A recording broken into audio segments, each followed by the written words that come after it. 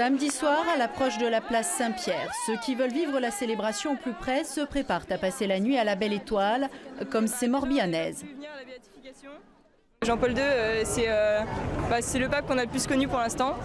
Et il nous a beaucoup apporté. Et du coup, pour nous, c'est lui rendre hommage et le remercier pour tout ce qu'il a fait pour nous.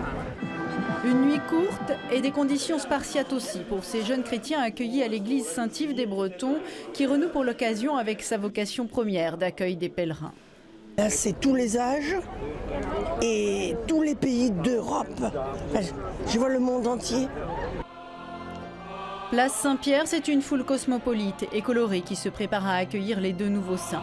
Aux premières loges, cette famille rennaise. On est venu avec 6 enfants de 2 ans à 14 ans et on hésitait à passer la nuit en fait. Et puis finalement en fait à 9h du soir on s'est dit on y va, on tente le coup. On alterne des moments très difficiles et puis en même temps des moments de joie intense. Là d'être tous les 8 à dormir devant Saint-Pierre tout seul en se disant on aura dormi devant Saint-Pierre, c'est quand même c'est rigolo. Enfin. Malgré une nuit blanche et 14 heures d'attente, parents et enfants peuvent enfin rendre grâce à Jean XXIII et Jean-Paul II.